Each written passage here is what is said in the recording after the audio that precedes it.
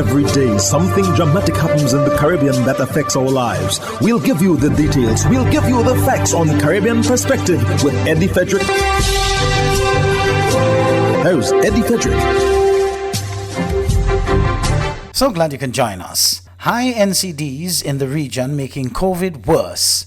This story takes the lead in today's edition of Caribbean Perspective for Monday, 8th November 2021. Details when we return. Conveniently located in the Grand Anne Shopping Center, for over 40 years, Food Fair has provided quality service at affordable prices. Now, grocery shopping is made easier and more convenient from the Food Fair web store. Hey, babe. Listen, I need you to go down to Food Fair to get some groceries. All right, no problem. Right away. Thanks, babe. What are you doing? You're supposed to be going Food Fair to get a grocery, man. I am, but didn't you know you can order your groceries online from the Food Fair web store?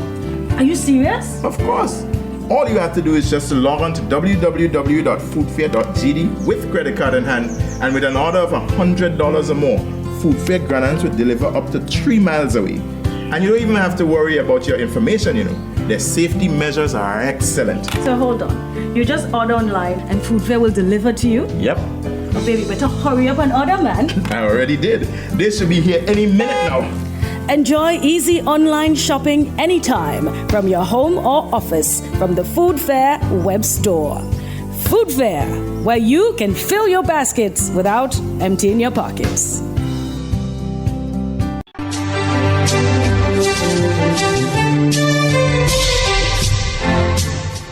Welcome back. The high prevalence of non-communicable diseases, NCDs, in the Caribbean, such as high blood pressure, diabetes, and cancer, is exacerbating the impact of the COVID-19 pandemic. It is also hindering the sub-region's progress towards achieving sustainable development due to their multiple health, economic, and social consequences, according to the authorities. Representatives of international organizations and specialists participating Thursday in a virtual event organized by the Economic Commission for Latin America and the Caribbean, ECLAC. The event was held ahead of the 20th meeting of the Monitoring Committee of the Caribbean Development and Cooperation Committee, CDCC, to be held on Friday. Not only does the COVID-19 pandemic continue to rage in the Caribbean, Executive Secretary of ECLAC, Alicia Barcena, affirmed, emphasizing that it is one of the sub-regions of the world with the highest prevalence of non-communicable diseases, NCDs. Data from the World Health Organization, WHO, shows that the NCDs are the main cause of death in the sub-region's countries, ranging from 57% in Haiti to 83% in Barbados. In each Caribbean country, more than half of all deaths annually can be attributed to non-communicable diseases, which also contribute significantly to disability, Barcena warned. The pandemic has aggravated the risks that people with non-communicable diseases face. Not only do they continue to be at greater risk of dying or suffering severe illness from COVID-19 infection, they also have been affected by interruptions in health care due to services being overburdened, Barcena explained. In this context, the high-level United Nations representative called for accelerating vaccination efforts. The rate of full vaccination in the Caribbean amounts to 35.2%, with great heterogeneity between countries. This percentage, she indicated, is below the global rate 39% and that of Latin America 47.5%. The entire region of Latin America and the Caribbean should strengthen production, distribution, and access to medicines and vaccines. To achieve this, on September 18th, ECLAC presented a plan for self-sufficiency in health matters, requested by the Community of Latin America and Caribbean States, CELAC. We are moving from design to implementation of the plan, with focal points in all the countries and various meetings planned for the coming months. We hope the Caribbean will join us, Barcena stated. The Prince of Wales is set to represent Britain at Barbados' transition to Republican status later on this month. More in this Barbados Today news item. The Prince of Wales will visit Barbados to participate in activities marking the island's transition to a republic within the Commonwealth later this month. A brief statement issued by the British High Commission says Prime Minister Mia Mottley extended the invitation to the Prince as the future head of the Commonwealth to be a guest of honor at the celebration events. Mottley and the Prince of Wales met during this week at the United Nations Climate Change Conference in Glasgow, Scotland. At a news conference on Thursday, she dismissed reports in the British press of snubbing the Prince at the event. Prince Charles has been a friend of Barbados. And in fact, I use this opportunity to deprecate those parts of the British press who tried to say what I was doing. And that I was, snubbing or ignoring Prince Charles by looking into my phone.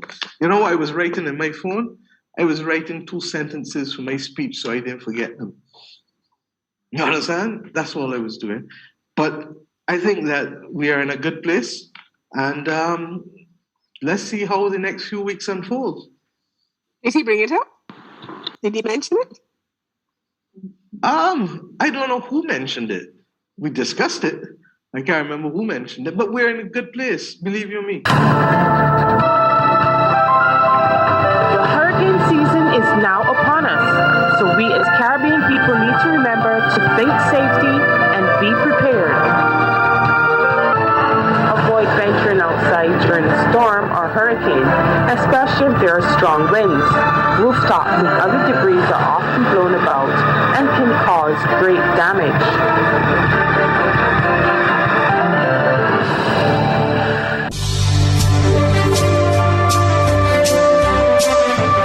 You're listening to Caribbean Perspective with Eddie Frederick.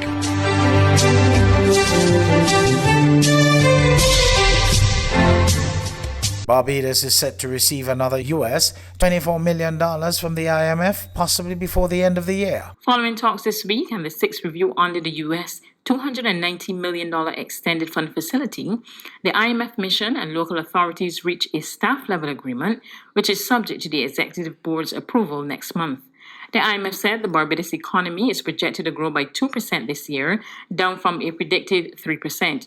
It noted that the Barbados Economic and Recovery Transformation Program is on track, but said the reform program faces economic challenges owing to the ongoing global coronavirus pandemic. Over in Guyana, multi-million-dollar fines and 5 to 10-year jail time have been proposed for election offences in a review of the country's main electoral laws.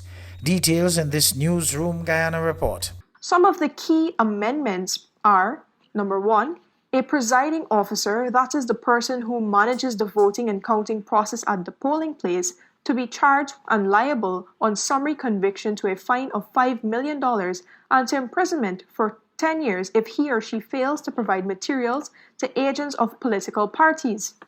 Secondly, at the opening of polls, the presiding officer should give each polling agent a copy of the official list of electors or part of the list with the names of those who are entitled to vote there and their registration records. Thirdly, a presiding officer or anyone who allows someone to vote when they are not eligible could be found guilty of an offense and be liable on summary conviction to a fine of $10 million and to imprisonment for 10 years. Eligibility to vote is checked against several things, including the person's identity and their fingers, to ensure that there is no ink to suggest they voted before. Fourthly, the use of a tendered ballot, that is, of a different color than the ordinary ballot paper, could be used to allow someone to vote when that person's name has been marked off of the list, but the presiding officer determines that the person has not voted and that a mistake has been made. Jamaica plans to tackle money laundering. Jamila Maitland of TVJ News reports. The Financial Investigations Division, FID, says Jamaica is awaiting a response from an international watchdog group so the country can be removed from a grey list flagged as being too soft on money laundering. Chief Technical Director of the FID, Selvin Hay, says the document was submitted to Cabinet recently. A successful delivery was achieved by key and leading roles played by the Bank of Jamaica, the Financial Services Commission, and the FID. Countries on this list could face additional sanctions, which affects business operations internationally, and investors may sometimes be hesitant before setting up shop there. FID's Principal Director Keith Darien says more than $1 billion in assets have been recovered since the start of the year.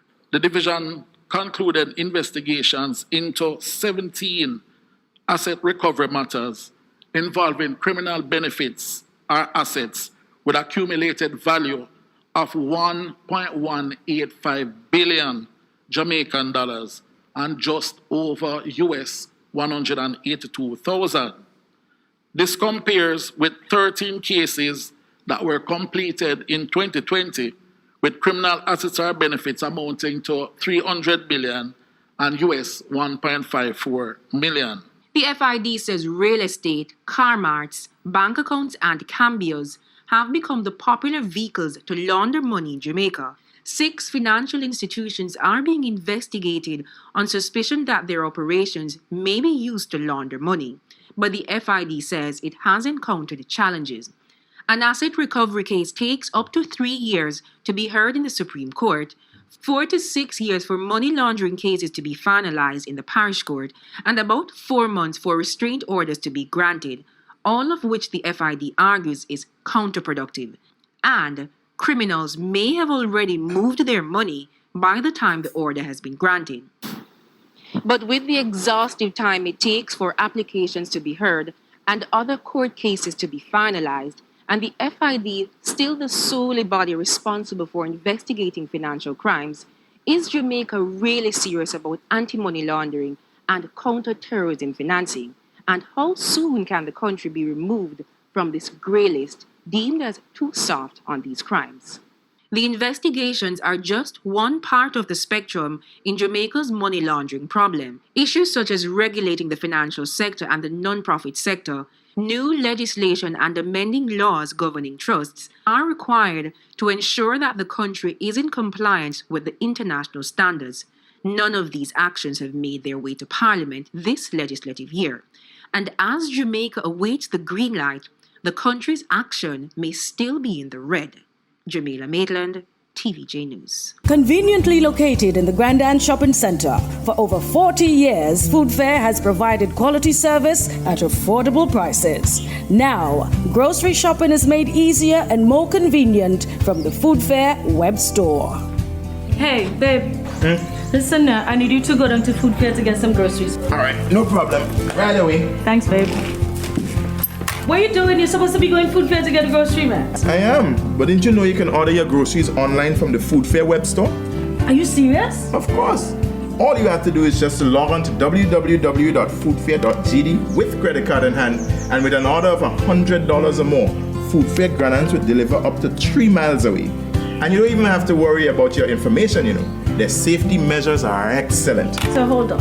You just order online and Food Fair will deliver to you? Yep.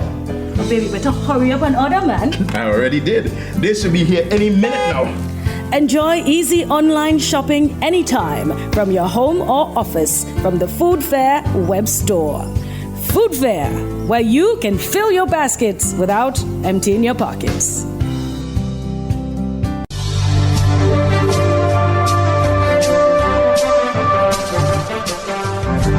I am Eddie Frederick. This has been Caribbean Perspective, a whole new approach to highlighting developments in the Caribbean. In the meantime, please continue to log on to CaribbeanPerspective.com for more daily news and more.